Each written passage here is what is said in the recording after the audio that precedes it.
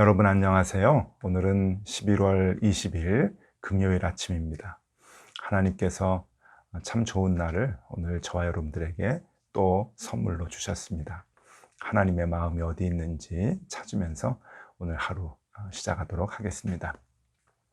하나님의 말씀은 사도행전 8장 26절에서 39절까지의 말씀입니다.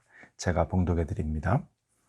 주의 사자가 빌립에게 말하여 이르되 일어나서 남쪽으로 향하여 예루살렘에서 가사로 내려가는 길까지 가라 하니 그 길은 광야라. 일어나 가서 보니 에디오피아 사람 곧 에디오피아 여왕 간다게의 모든 국고를 맡은 관리인 네시가 예배하러 예루살렘에 왔다가 돌아가는데 수레를 타고 선지자 이사야의 글을 읽더라. 성령이 빌립더러 이르시되 이 수레로 가까이 나아가라 하시거늘 빌립이 달려가서 선지자 이사야의 글 읽는 것을 듣고 말하되 읽는 것을 깨닫느냐? 대답하되 지도해 주는 사람이 없으니 어찌 깨달을 수 있느냐 하고 빌립을 청하여 수레에 올라 같이 앉으라 하니라. 읽는 성경 구절은 이것이니 일러스되 그가 도살자에게로 가는 양과 같이 끌려갔고 털 깎는 자 앞에 있는 어린 양이 조용함과 같이 그의 입을 열지 아니하였도다. 그가 굴욕을 당했을 때 공정한 재판도 받지 못하였으니 누가 그의 세대를 말하리요. 그의 생명이 땅에서 빼앗김이로다 하였거늘 그 네시가 빌립에게 말하되 청컨대 내가 묻노니 선지자가 이 말한 것이 누구를 가리킴이냐 자기를 가리킴이냐 타인을 가리킴이냐. 빌립이 입을 열어 이 글에서 시작하여 예수를 가르쳐 복음을 전하니 길 가다가 물 있는 곳에 이르러 그 네시가 말하되 보라 물이 있으니 내가 세례를 받음에 무슨 꺼리낌이 있느냐. 이에 명하여 수레를 멈추고 빌립과 네시가 둘 다 물에 내려가 빌립이 세례를 베풀고 둘이 물에서 올라올새 주의 영이 빌립을 이끌어 간지라. 네시는 기쁘게 길을 가므로 그를 다시 보지 못하니라. 아멘. 네, 여러분 오늘은 그 빌립 집사님이 에디오피아의 그 높은 신분인 네시를 만나서 복음을 전하는 그런 그 장면을 우리가 같이 봤습니다. 오늘은 이 빌립 그 집사님의 행적이 어떤 의미가 있는가라고 하는 것을 조금 역사적으로 좀 살펴보도록 하겠습니다. 그래서 오늘은 에디오피아의 역사를 조금 많이 여러분들에게 좀 말씀을 드리고자 합니다. 저도 제가 맡고 있는 그 열매 나눔 인터내셔널이라고 하는 그 재단 때문에 이제 아프리카를 가끔 이제 가게 되는데 아프리카를 갈 때마다 늘 느끼는 것은 그 에디오피아 사람들이 자기 자신 그 나라에 대해서 굉장히 큰 자부심을 느끼고 있다는 것을 이제 많이 봅니다. 굉장히 그 에디오피아인에 대한 그 자부심이 아주 큰데요. 역사적으로 보면은 그 에디오피아 사람들이 느끼는 그 자부심이 이제 몇 가지가 있습니다. 한 5가지 정도 이제 조금 줄여서 간단하게 좀 말씀드리면은 이 에디오피아는 아프리카의 여러 나라 중에서 유일하게 한 번도 그 다른 나라의 지배를 받아보지 않은 독립국가입니다. 에디오피아의 역사를 자기네들이 3000년이라고 말하는데 3000년 동안에 한 번도 다른 나라의 지배를 받아보지 않았던 그러한 그 주권 국가라는 것이죠. 물론 그 이견도 있습니다. 1936년에서 1941년 동안 5년간 이탈리아의 지배를 받았다라고 이제 얘기하는 분들도 계시는데 그거는 식민지 통치가 아니라 잠깐 이제 그 이탈리아 군이 이제 와서 이제 혼란스러웠던 이제 시대였다고 이제 에디오피아 사람들은 이제 보고 있죠. 그래서 자기네들은 3000년간 주권 국가였다라고 하는 것에 대한 엄청난 큰 자부심을 갖고 있습니다. 두 번째는 자기네들은 그러니까 에디오피아는 오히려 아프리카를 지배했던 나라다라고 하는 그러한 그 자부심이 있어요. 약 1000년 동안 그러니까 주전 1000년에서 이제 그 주전과 주후 이렇게 바뀌는 그 시대, 그러니까 로마 제국이 왕성하던 그 시대까지 한 1000년간 악숨이라고 하는 그 제국을 건설해서 아프리카의 모든 땅을 이제 그 지배했다라고 하는 것이 자기들이 주장하는 게 역사입니다. 이 악숨이라고 하는 그 지도를 조금 보여드리면은 에디오피아 지방의 지금 이제 북쪽에 있는 그 지역인데 이제 그 악숨이라고 하는 이름으로 제국을 만들고 그곳에 이제 수도를 만들었는데요. 그것이 지금 이제 그 많이 그 유적의 터들이 문명의 터들이 이제 발굴이 됩니다. 그래서 엄청난 그 문명의 나라였다라고 하는 것을 이제 알 수가 있고요. 그리고 그 우리가 잘 아는 그 시바 여왕의 그 궁터도 이렇게 발굴이 돼서 이제 복원을 하는 그 중이라고 합니다. 그러니까 이 그 악숨이라고 하는 이 나라가 이제 에디오피아가 되는데 이 악숨 제국이 아프리카의 모든 땅을 한 1000년간 지배했다라고 하는 것에 대한 그 엄청난 그 자부심을 에디오피아 사람들은 갖고 있습니다. 또 그들이 이제 자부심을 갖는 것이 세 번째가 문자입니다. 아프리카의 모든 나라들이 자신들의 그 문자를 갖고 있지 않는 반면에 에디오피아는 자기들의 고유 문자를 갖고 있는 것이죠. 그리고 그 문자는 지금도 일상생활에서 계속 쓰고 있습니다. 여러분 이 문자를 한번 보시면 굉장히 어렵죠. 이 문자를 지금도 쓰고 있습니다. 신문에서도 쓰고요. 모든 그 언어에 또 에디오피아 가면은 간판에도 이 문자를 이제 쓰고 있는데 이 자신들이 문자를 갖고 있다고 하는 것에 대한 굉장한 자부심을 에디오피아 사람들은 갖고 있습니다. 예, 이것이 이제 뭐 일반적인 그 자부심이라고 볼 수가 있는데 또 자부심이 있어요. 네 번째로 무슨 자부심이 있는가 하면은 그들은 자기네들이 솔로몬의 후예라고 생각을 합니다. 참 이상하죠. 솔로몬은 유대인인데 이스라엘 사람인데 어떻게 에디오피아 사람들이 자기들이 그 솔로몬의 후계라고 이렇게 생각하느냐 이렇게 볼 수가 있는데요.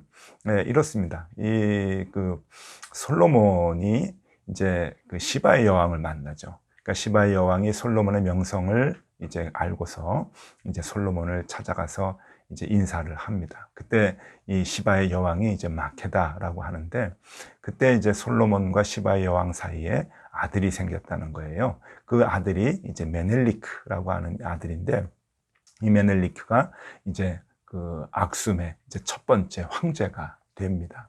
그래서 이 악숨의 황제인 이 메넬리크가 솔로몬의 아들이고 이 솔로몬의 아들로서 이제 유대교가 자연스럽게 들어와서 이제 유대교를 믿는 이제 그 유대인들의 후예들이 이제 많이 생겨났다라고 하는 겁니다.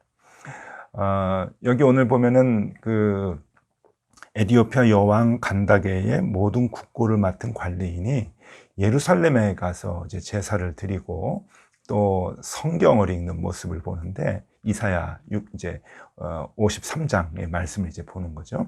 이 말씀을 왜 에디오피아 사람이 예루살렘까지 가서 유대 땅에서 이렇게 이제 제사를 드리러 가는가 의아해할 수 있는데 이런 역사적인 관계가 있는 겁니다.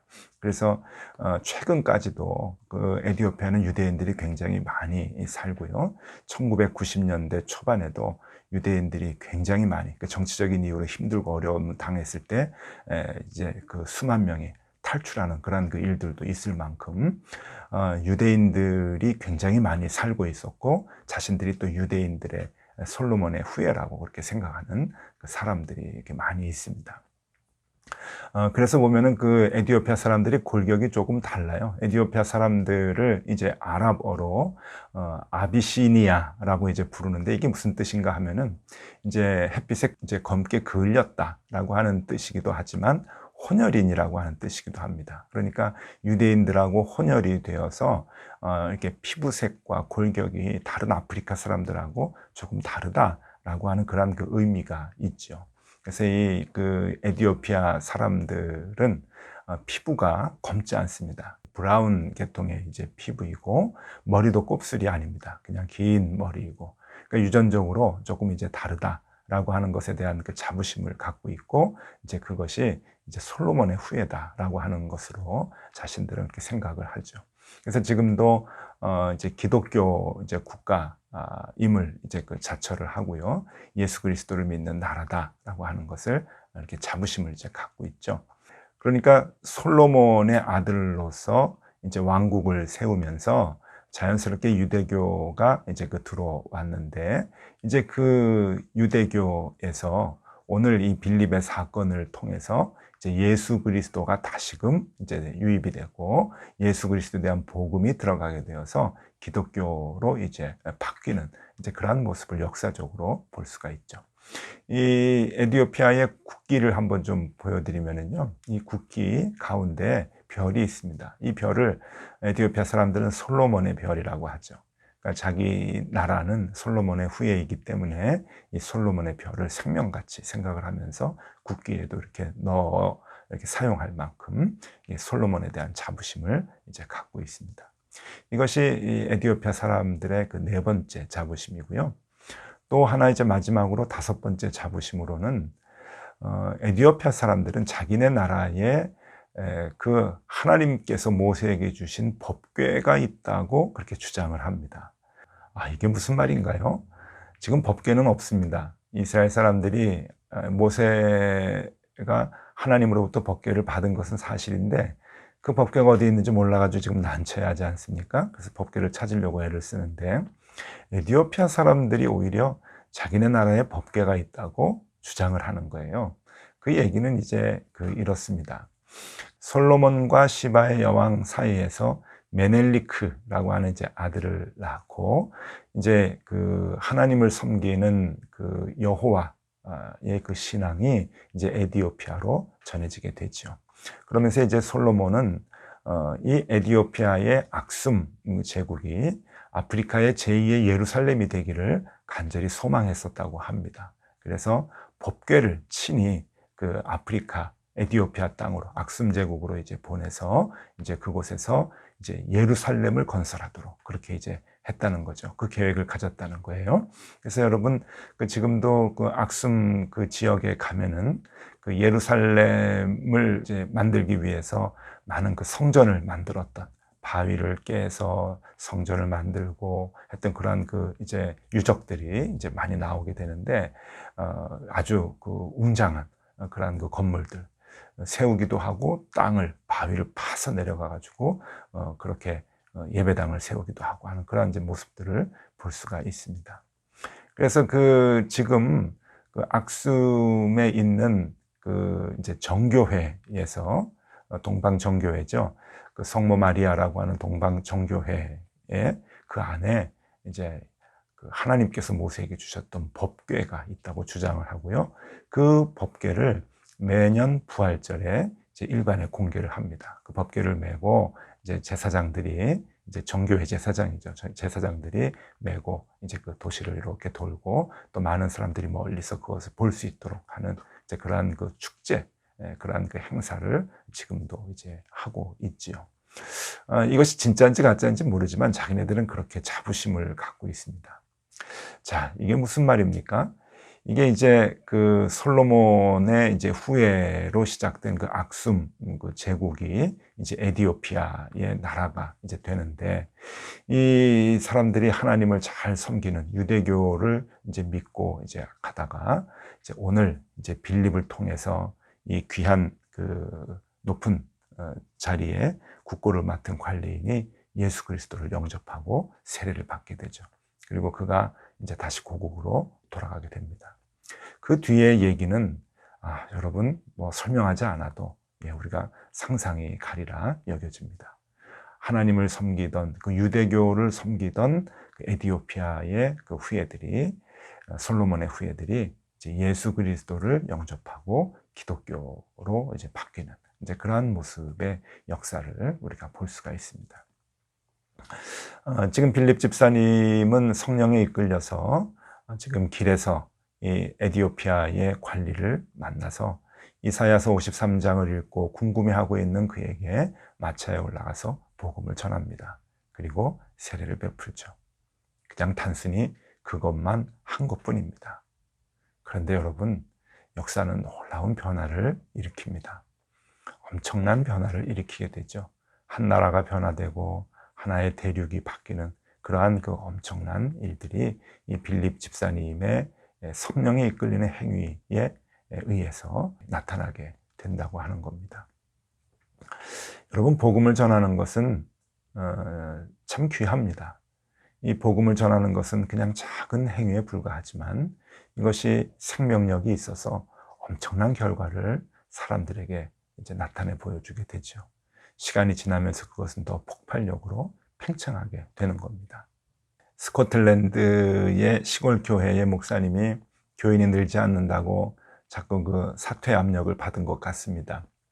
근데 이 목사님은 그저 그 조그만 아이 하나에게 복음을 열심히 전했다고 합니다.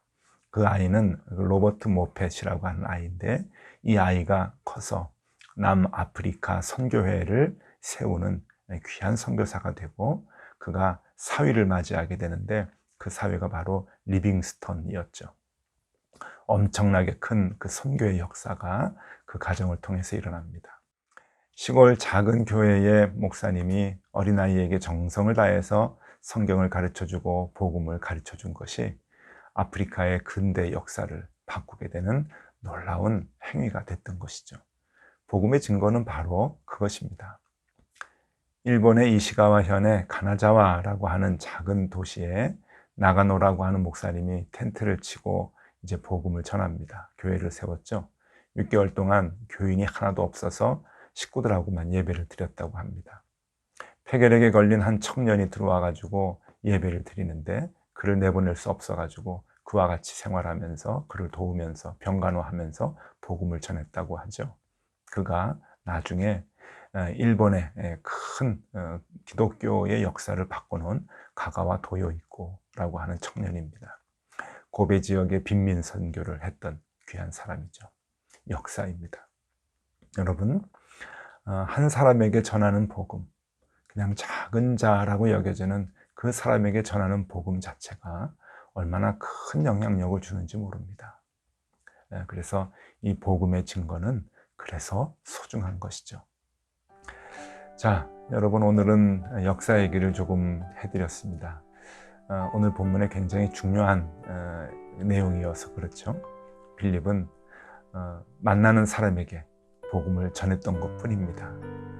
그가 에디오피아에서 온 높은 신분의 관리라고 하는 것은 몰랐을 것입니다. 그냥 성령에 이끌려서 만나는 사람에게 복음을 전했고 그리고 예수 그리스도를 전한 것 뿐입니다.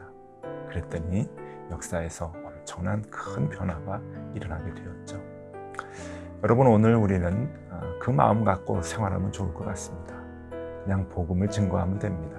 입으로도 증거하시고요. 생활의 모습으로도 증거하시면 됩니다. 성령의 이끌림을 받아서 최선을 다해 성실하게 그러한 모습을 보인다고 한다면 우리의 그러한 작은 행동, 작은 말 한마디 때문에 큰 역사가, 생명이 꿈틀거리고 변화되는 큰 역사가 일어나게 될 것입니다. 여러분, 오늘 하루 그렇게 복음을 들고 나아가는 그러한 하루가 되면 참 좋겠습니다. 기도하겠습니다. 하나님, 감사합니다. 오늘 우리에게 귀한 날 허락해 주셨습니다. 우리도 빌립과 같이 만나는 사람에게 예수 그리스도 증거하게 하여 주시고 입으로 그리고 삶으로 보여주게 하여 주시옵소서. 그 용기를 오늘 허락하여 주시옵소서. 예수 그리스도 이름으로 기도드립니다. 아멘. 기도하면서 하루 시작하겠습니다.